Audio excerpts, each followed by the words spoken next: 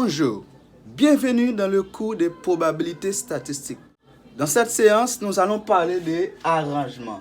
Arrangement de P éléments dans N éléments revient à placer les uns après les autres. Donc, soit P un entier naturel inférieur ou égal à N, combien d'arrangements possibles de P éléments dans N éléments. Ici, l'arrangement de P éléments dans N éléments est noté arrangement de P dans N. L'arrangement de P dans N avec P inférieur ou égal à N. P est un entier naturel, de même que N est un entier naturel.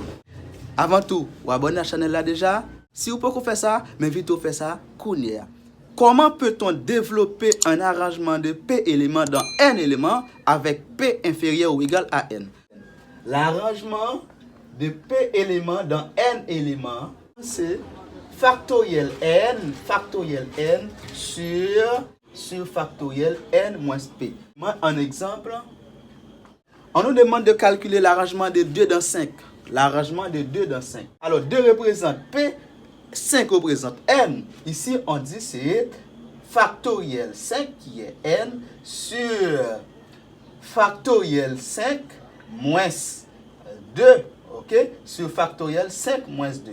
Donc, factoriel 5 moins factoriel 5 ici sur factoriel 5 moins 2, cela nous donne factoriel 3. Nous allons développer ici factoriel 5 sur factoriel 3. Comment nous sommes capables de développer factoriel 5 sur factoriel 3 pour nous capables de simplifier le calcul? Alors, nous sommes capables de montrer comment on fait calcul ça. Si vous avez une calculatrice scientifique, vous tapez arrangement de 2 dans 5. Automatiquement, vous êtes capable de jouer le résultat.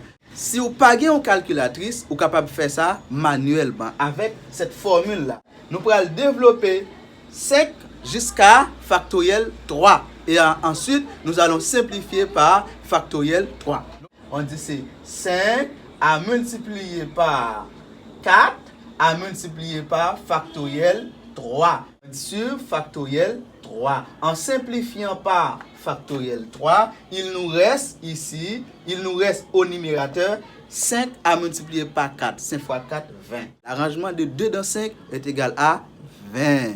À noter que si P est égal à N, on écrit l'arrangement de P dans N est égal à factoriel N. Donc, on a une permutation. Lorsque N est égal à P, au lieu de parler d'arrangement, on parle plutôt d'une permutation linéaire.